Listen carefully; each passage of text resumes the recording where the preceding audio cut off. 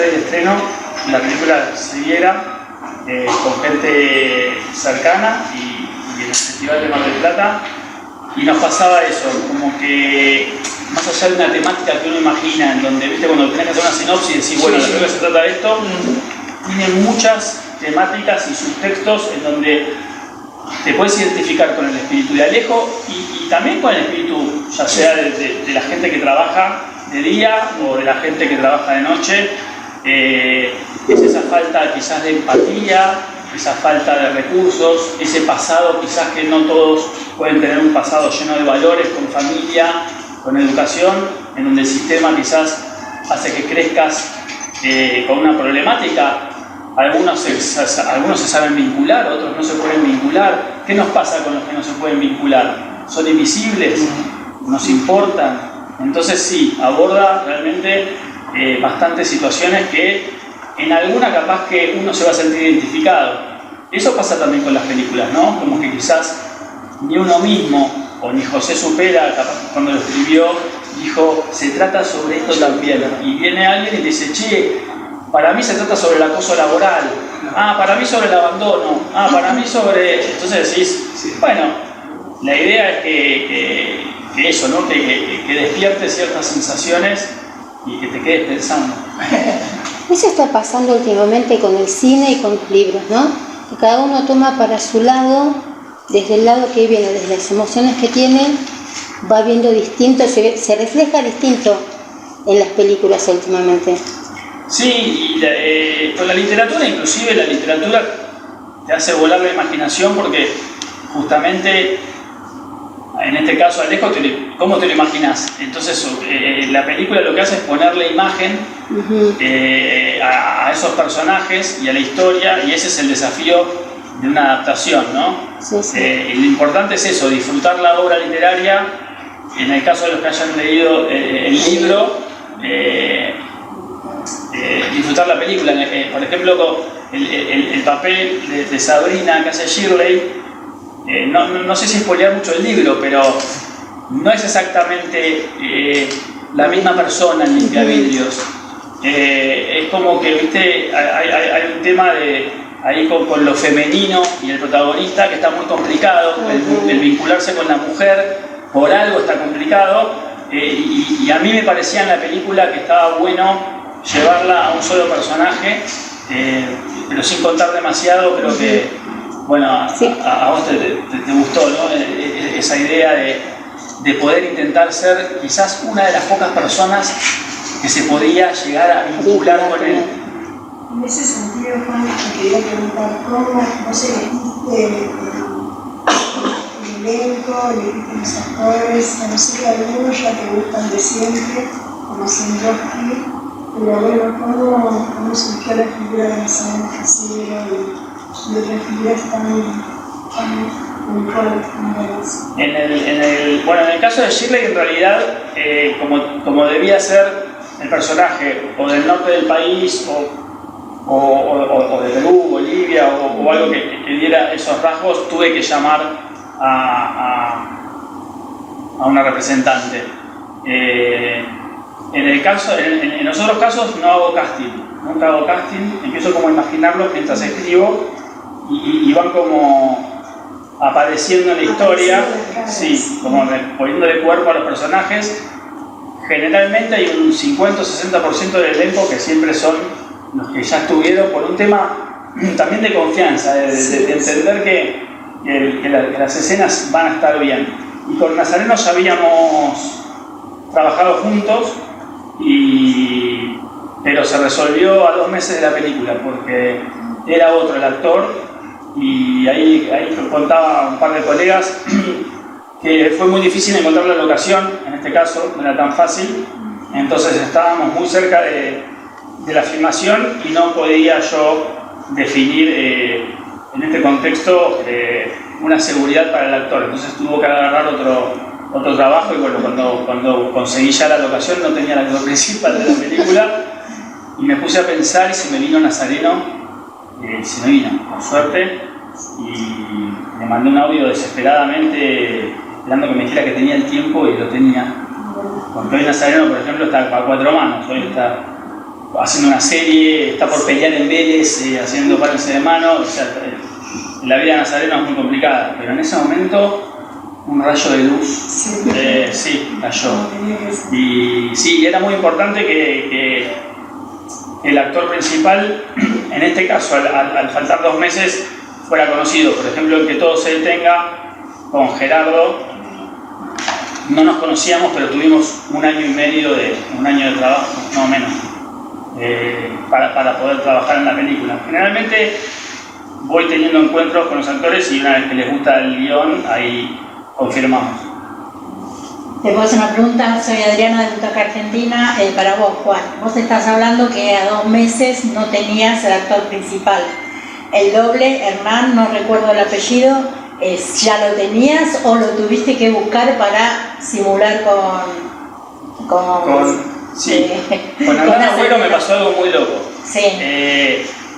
Como estábamos también si nosotros no teníamos la locación, no filmábamos la película. Sí teníamos el dinero, teníamos los coproductores, teníamos todo perfectamente para filmar, pero al no tener la locación era muy difícil.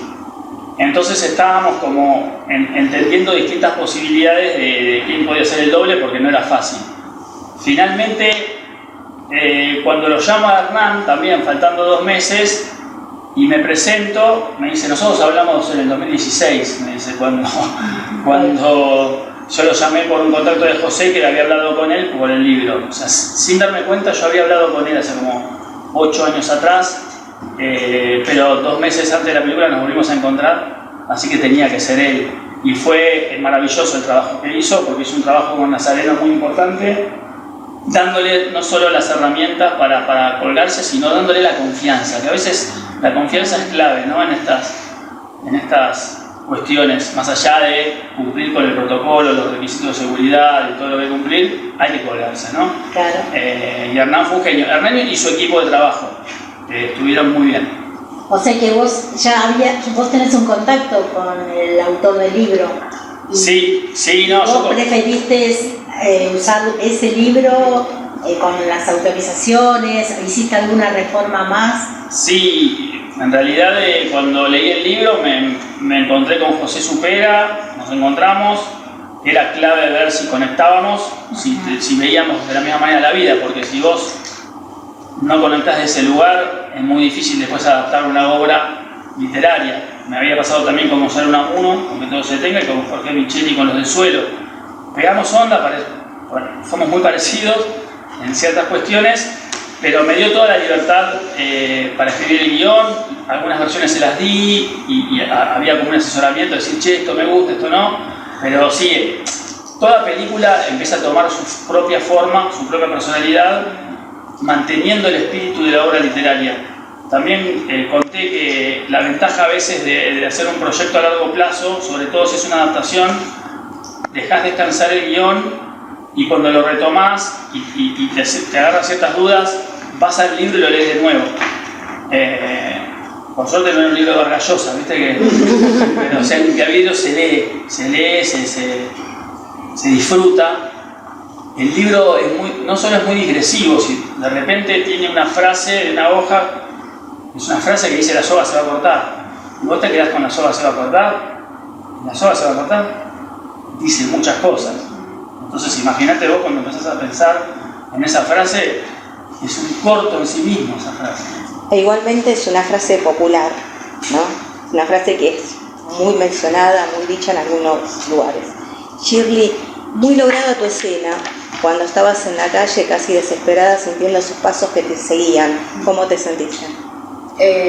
Bien, la verdad es que trabajar con NASA también fue buscar como esa relación que tenían los personajes, que estaba de alguna manera implícita o que era como transparente, pero que los dos percibían, ¿no?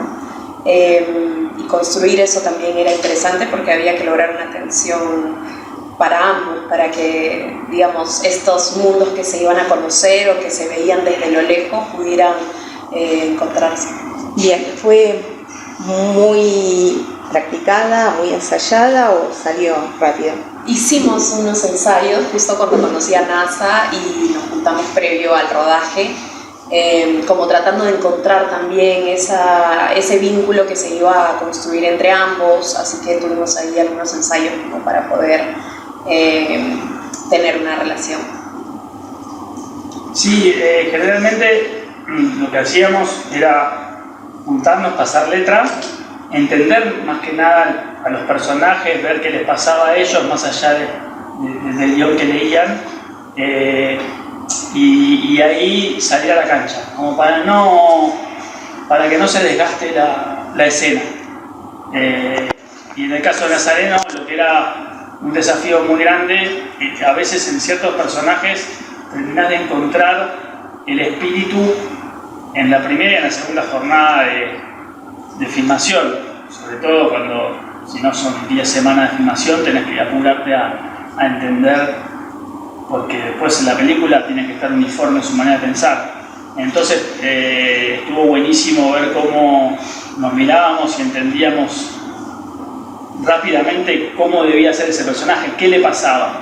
Porque Alejo es como que los satélites, ¿viste? Lo rodean y él está como en una especie de tronco que gira y no se encuentra en ningún lugar, y más que hablar, observa y se guarda las cosas. Entonces el desafío también era, si no existía una voz en off en la película, de qué manera vos empezás a conocer al personaje, porque en el libro el personaje relata en primera persona todo lo que le pasa. Yo ya venía de que todo se detenga, que era un monólogo absoluto, casi una diatriba, sin parar, y no tenía ganas de volver a hacer una voz en off. Entonces fue un desafío muy, muy grande que el personaje trabaje en silencio. Esos silencios, al menos a mí, me envolvieron totalmente. Así que los felicitamos. Gracias. Juan, bueno, no sé si alguien habló. Dale. No, por favor. A ver. No, te quería decir que es muy interesante, no sé, no conozco el libro, pero resulta muy interesante. De pronto pensaba, ¿no? Las Catalinas, esos grandes edificios, uno anda y dice, parte del paisaje también son estas personas colgadas, ¿no? Y forma parte, hasta es una cuestión estética. Pero las vidas y la vida del otro es lo que empieza a tomar sentido, y la extrañeza, digamos, de que uno se empieza a meter con la vida de ese ser anónimo, como aquel cartero de la vida de los otros, ¿no? Y al mismo tiempo pensaba, claro, es interesante, y además que no tenga su continuidad, las historias que va viendo, ¿no? Las historias que definen, ¿qué es lo que hay adentro? Lo que hay adentro y su universo, que no es ni más ni menos que un reflejo, como decía, de la sociedad, de la vida, donde estamos todos inmersos. Y es esa cuestión de planos de observación me parecía muy interesante. Empezás a ver qué le pasa a los demás. Claro. Todos están en una compleja situación. Entonces, unos peores que otros. Y entonces, ¿qué pasa con esa invisibilidad? Donde nosotros, cuando estamos cómodos en nuestro confort, si estamos bien, no nos importa nada. De repente tenemos un primo, una hermana, un amigo, o que se quiso suicidar, o que tiene problemas de salud mental. El tema de la salud mental es un tabú gigante, cada vez más problemático en un sistema individualista en donde nos lleva a que solo queremos alimentar nuestro yo. Entonces un poco es interesante entender al de seguridad, a la de limpieza, al sereno, y también a quienes son los oficinistas. ¿Qué pasa con toda esa gente que el día a día se los come, y en realidad ese trabajo que hacen es un medio para vivir, para comprar lo que no necesitas? Y es un sistema. Es un sistema que también quería que nos arrasa a todos, es inevitable. Es un sistema algún quebrado. lugar tenés que tener como posición. Sí, yo creo que la película tiene varias alegorías. Una enorme es limpio la suciedad de los otros, ¿no? Claro. Yo estoy limpiando tu suciedad. ¿Ese edificio hace falta que se limpien todos los días? ¿Los vidrios de un edificio? No. Y cuando limpio, ¿por qué no me ve nadie cuando estoy limpiando? ¿Por qué si a mí me dicen no mires para adentro? Sí, voy a mirar para adentro. Cuando a un nene vos le decís no comas la torta, se va a comer la torta. Entonces acá de alguna manera es lo mismo. Si vos querés ser parte de esa vida, sabés que no encajas, pero vos querés eso. Pero ¿qué es lo que queremos finalmente? Por eso la película tiene como distintas capas, que es como una cebolla capaz, ¿no? Después, no sé si, pero por lo menos intentemos entender qué nos pasa y qué nos pasa a quienes tenemos al lado. Eso creo que es lo más importante. Y él viene desde ahí también. La opacidad, creo que la limpieza de esos vidrios lo que hace es justamente tratar de, ¿no? de hacer visible lo que no vemos. Este es el tema. Y encontrarte con tu propio reflejo, porque también qué nos pasa a nosotros cuando nosotros intentamos accionar. ¿Qué pasa cuando nos miramos a nosotros mismos? ¿Qué pasa cuando estamos solos? ¿Qué pasa cuando necesitamos? Bueno, nos pasó con la pandemia, ¿no? Que un poco también en Desequilibrados me interesaba plantear qué pasa con esa soledad.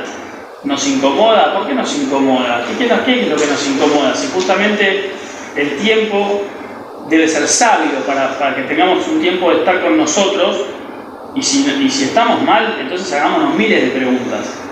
Pero bueno, se trata de varias cosas. Entonces, sí, que todo puede caer también.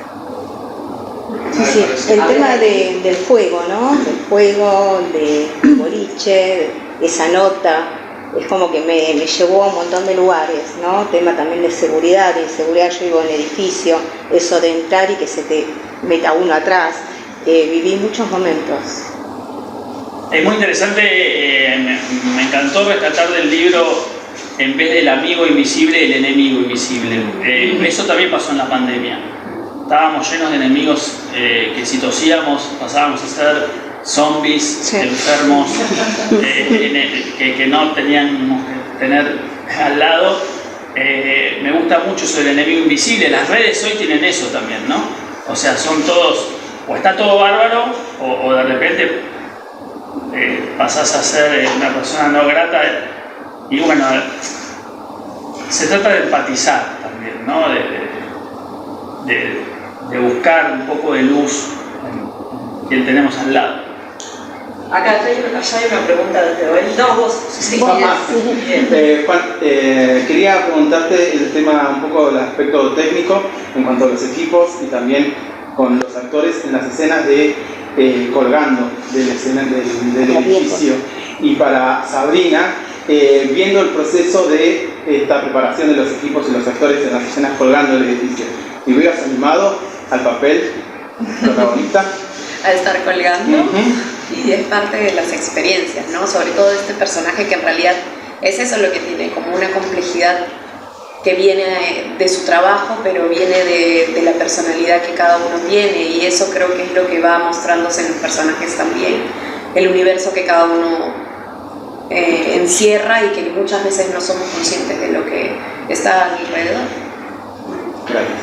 Sí, bueno, por eso era compleja la locación, porque no solo había que conseguir un edificio, sino que había que conseguir espacios adentro para que, por suerte, tuvimos un equipo de fotografía y arte que funcionaron divinamente y humanamente de maravillas, porque había que recrear todo un mundo de esas oficinas.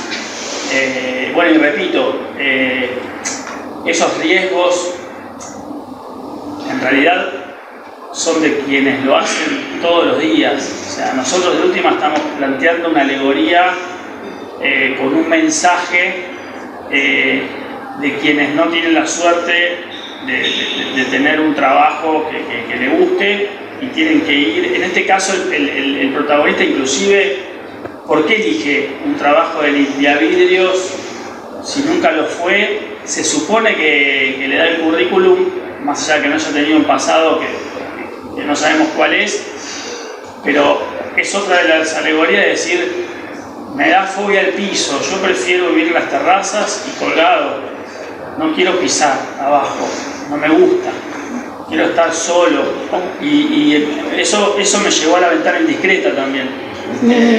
Es una enorme película, sí. La volví a ver, y me gustaba mucho la idea de qué pasa con esos vecinos, con quién se comunica, cómo se comunica. Hoy por hoy también estamos en una etapa compleja en donde sos un voyerista, Constante. no sos alguien que ve. Si empezás a ver demasiado, empezás a ser un hombre peligroso. El personaje, en algunos momentos, quizás nos pasa lo que nos puede pasar con cualquier persona en un ascensor, como con los animales, ¿viste? Se retiene una tensión que vos decís, che, pará, tranquilo, ¿viste? No pasa nada. No, bueno, vos podés ser un acosador, o vos Usted una puede ser el ladrona. asesino. Sí, nos pasan cosas medio Sí, sí. complicadas. Bueno, en este caso él simplemente quería conectar con la gente. No Se podía. ensayaba antes, hoy Alejo, ¿viste? Como que se preparaba para la conversación, Bueno, porque pobre. evidentemente le cuesta vincularse con las mujeres. Ha Sí. tenido algunos temas complicados. Ujú. Y bueno, de Pero eso es se cierto trata. con la ventana indiscreta. Es cierto. Pero creo que todos, ¿no? Los que vivimos en un edificio, sin querer somos un poquito la ventana indiscreta ahora, porque para un lado tenés que mirar. Sí, observar. Observar. La señora que estaba sola. ¿Qué de vidas que hay detrás de los muros, no? Sí. Y eso es lo que Totalmente. Esa deja señora la... muere sola Sí, y nadie nadie se da cuenta. es mi madre, así que pobre la.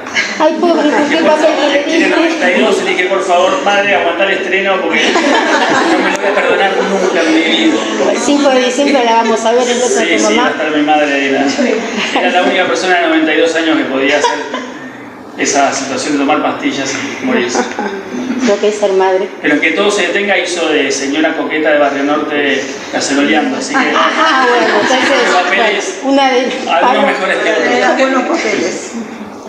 ¿Alguna pregunta más? Sí, Juan, yo te quería preguntar, finalmente Alejo es aparentemente el que menos cuenta, es el más débil el que menos cuenta, prácticamente no sabemos nada de él, como un hilo conductor de las historias partidas de los demás. ¿No? Es como en todo grupo, ¿no? El más débil es el que termina siendo explosión, y la sociedad sigue su rumbo, ¿no? Los demás subsisten a la debilidad de él.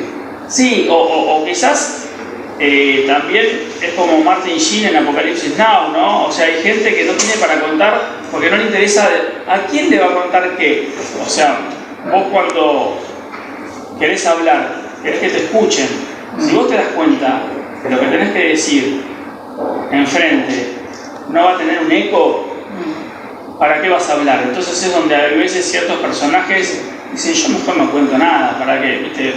Yo qué sé, si va a la terraza, es obvio que no puede ir de noche y alguien le dice, ¿qué te pasó? Me olvidé el celular. Le está diciendo un montón de cosas. Le está diciendo, con vos no voy a hablar.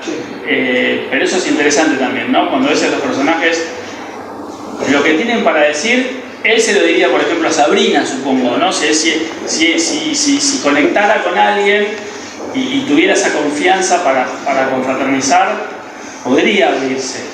Pero hay gente que no tiene esa posibilidad, lamentablemente, y eso empieza a estar cercano a la locura. ¿Qué es la locura? La locura en realidad la tenemos todos.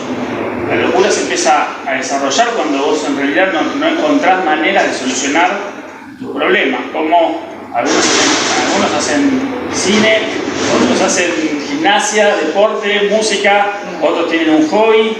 Hay gente que no tiene nada. ¿Y dónde llevas todo eso? Bueno, Alejo es una de esas personas que no tiene dónde poner sus pensamientos y sus sentimientos. Hacemos una pregunta más. Estrena el 5, hoy recibiremos la programación o mañana a la mañana, así que después les confirmamos. Javier Carrizo, gracias. Juan, ¿qué tal? Buenas tardes.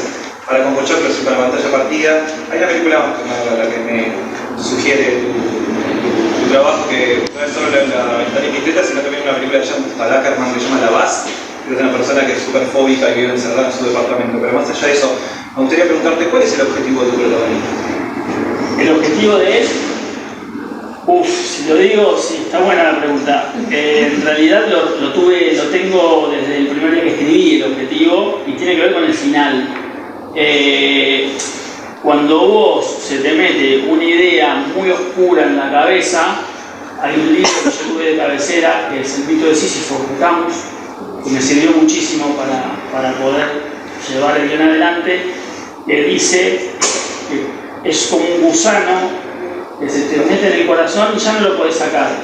Ya empieza ese gusano a trabajar y eso se empieza a complicar. Entonces, esas ideas, que a veces son, digamos, muy complicadas, ¿de qué manera creo que pueden disolverse? De nuevo, con gente amiga, hablándolo, con gente que pueda ayudar. Si vos te encerrás en vos mismo y tu soledad te empieza a abrazar, te empieza a tapar, no vas a tener las cosas claras. Alejo lo que tiene claro es que no quiere estar con nadie, que no quiere estar con la sociedad, porque la sociedad lo lastimó de chico, y lo sigue lastimando y sigue desconfiando. Y si vos te pones a pensar en el personaje, cuando se va transformando, es porque le suceden cosas que lo incomodan. Si ese personaje hubiera tenido o la suerte del destino, que hubiera hecho un guiño, quizás no termina como termina, en donde ya no puede ni hacer su trabajo bien, ya no puede ni limpiar los vidrios, que se supone que es una tarea que si la sabes hacer después ya no es tan difícil, no le alcanza. Entonces sí, él tiene un objetivo claro en la película. Claro, si ella no hubiera tomado el taxi, por ahí cambiaba. Bueno, última pregunta ya. Buenas, Juan, ¿cómo estás? Me parece interesante que, si bien no es lo principal del oficio de limpiar vidrios en la película, si para poder formar ese personaje, Nazareno tuvo un contacto con alguien que se dedica a limpiar vidrios, sobre todo en estos edificios que supongo que tienen algo de escalar o asociado a ese oficio. Sí, él estuvo con Hernán Agüero, que fue el doble, que es lo que decía, no solo practicaron juntos y le enseñó, sino que le dio mucha confianza. Y Hernán estaba todas las jornadas apoyando y entendiendo cómo era la práctica, y después con algunas charlas que yo tuve con Hernán también, era entender el porqué. Y para ellos es absolutamente, es como para vos trabajar. Sí, les gusta.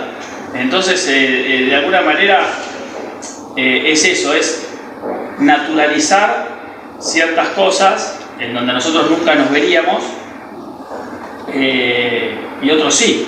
Y al fin y al cabo, termina siendo que nos acostumbramos a lo que nos viene. O sea, la vida, viste, te da una sorpresa, terminás en Angola, y bueno, ¿y qué vas a hacer ahí? ¿Cómo vas a hacer lo que te cruzaste con la persona que estaba haciendo cierta tarea? Y bueno, y se trata de eso. NASA le encantó la idea. Sí, es un desafío muy... No, es que me dijo, era un desafío, era un poco lo que decías, cuando le conté, che, te tenés que colgar una soga, dale, pasame el guión. O sea, hay actores que les gusta eso. Él es así, sí. Sí. De hecho, se quería colgar de la terraza, y dice, bueno, tranquilo, hoy hay viento. Por más que haya seguro, queríamos que termine todo bien.